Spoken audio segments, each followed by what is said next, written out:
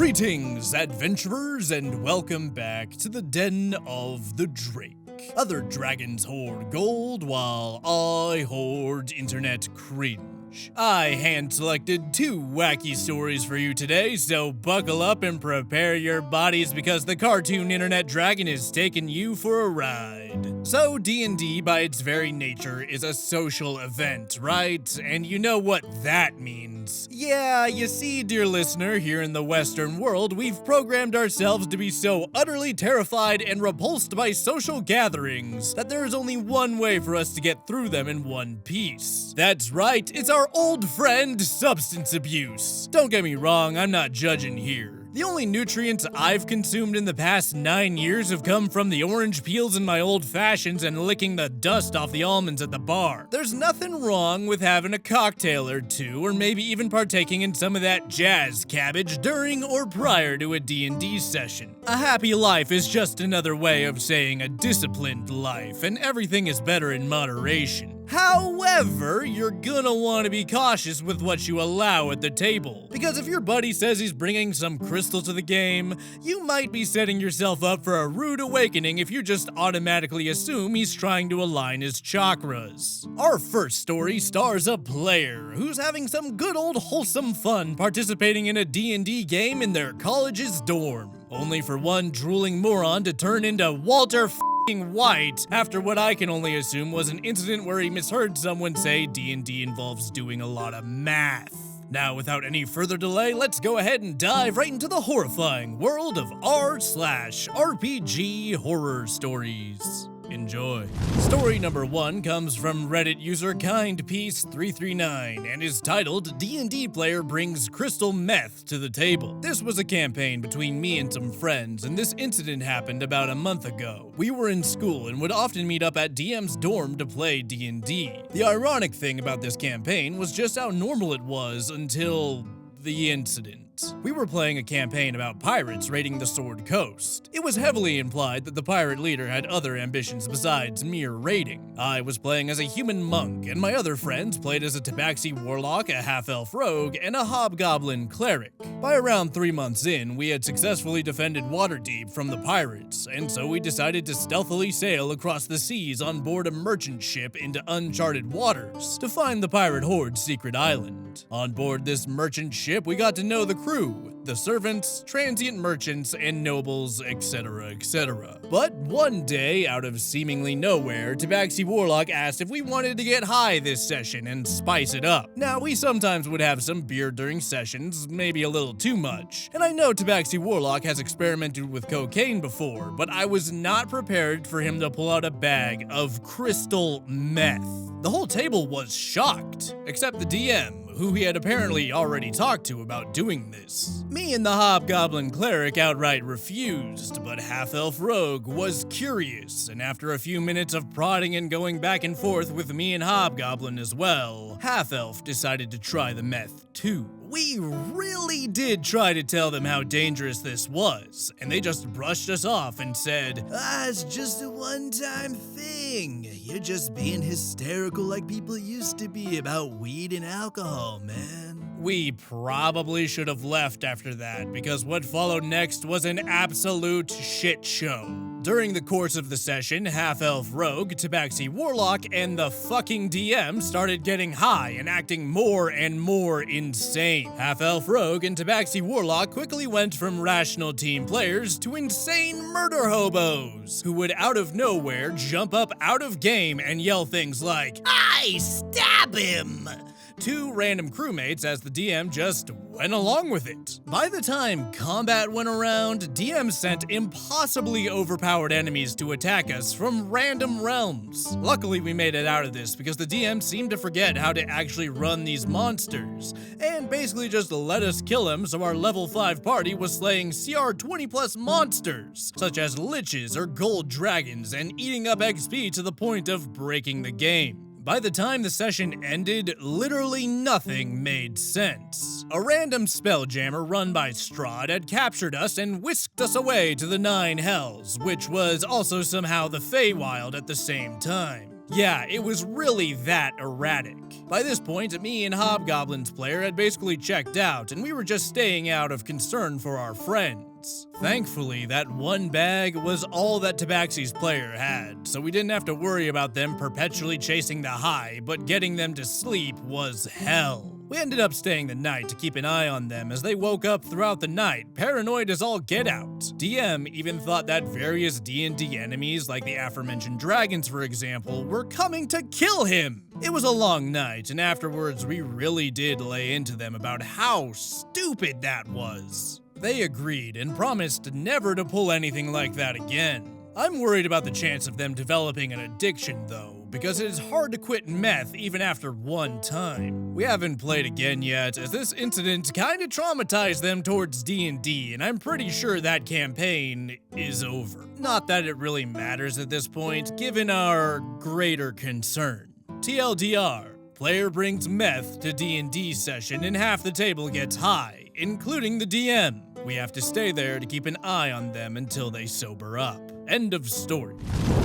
Wow, my guy really cast an IRL haste spell on himself and most of the party. Well, I guess it is called speed for a reason, and it's no coincidence that you do get a level of exhaustion after it wears off. Okay, so there are 3 things I want to address about this story. The first is how funny it is that the Tabaxi is the one who brought the meth. There's a skooma joke in there somewhere. The second is that I really hope OP does the smart thing here and never hangs out with these people again, because they are absolutely not going to be anything but colossal hindrances to you leading a happy and healthy life. My dude, you're at college. In theory, that's where you're supposed to be setting yourself up for a better future. And I don't know about you, but I don't want friends who are tweaking while they're geeking. I mean, imagine telling your prison buddies that you got hooked on crank at a D&D game. You're gonna be stuck making survival checks in the showers until the day you make parole. Do yourself a favor, OP, and ditch these losers. Unless you live in Michigan.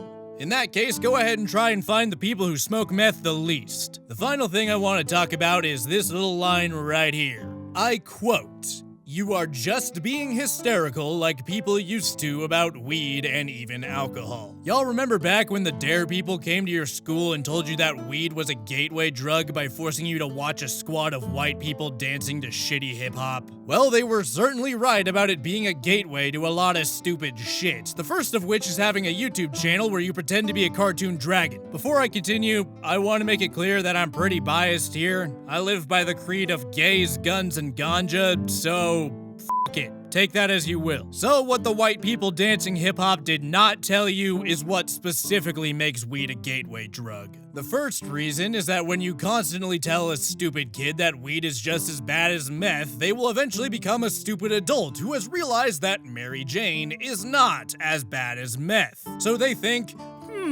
since they were wrong about weed being as bad as meth, maybe meth isn't as bad as meth. which is fucking stupid because it's meth. The second is that the sketchy guy that you're forced to illegally buy your grass from probably also has other illegal products that he'd love to upsell you on. I would like to extend a warm congratulations to drugs for winning the war on drugs. Before we move on, I want to make it very clear I'm not trying to advocate for you smoking 10 doobies a day or anything like that. Just because the thing turning you into a lazy and unmotivated loser isn't actively killing you doesn't mean you're magically not a lazy and unmotivated loser. Oreos aren't illegal, but downing 17 packs a day is a great way to catch a case of the diabetes. Everything is best when it's done in moderation, and for crystal meth, moderation means none at all, you idiot. But my absolute favorite part of this story? The fact that these smooth brains are now traumatized by D&D and not, I don't know, fucking meth? How about we go ahead and transition on to our next story? Hopefully it's not gonna be nearly as horrible. The second story I have for you today stars an AI bro, whose enthusiasm for his players and their characters starts off well and fine, but slowly reveals itself to be a bit more involved than just simple enthusiasm. Oh, the man-made horrors of the modern age. Alright, let's go ahead and dive back in. Story number 2 comes to us from Reddit user SuspiciousCow11 and is titled DM makes AI prawn of the party and disappears. years. I've played D&D for years, but I've mostly played with longtime friends, and this is my only horror story. It started last year. I had just moved to the US to start a PhD in applied math, and I was pretty lonely. The program was brutal, and I didn't have a lot of time for socializing, so my only friends outside of the department were thousands of miles away. At some point, I had mentioned that I played D&D to one of the other grad students, and he invited me to join his group. The group was mostly formed of people he had met at uni. He had done his undergrad at the same institution, so a mix of people in their early 20s. Aside from the two of us, both 23 male, there was Dave, 25 male, who worked in finance, Zoe, 24 female, who was a med student, and Lily, 21 female, who was studying art. Now the group was mostly great. The only relatively minor issue was Dave, our DM, who was somewhat lacking in social skills and tended to have very strong opinions about things he knew little about.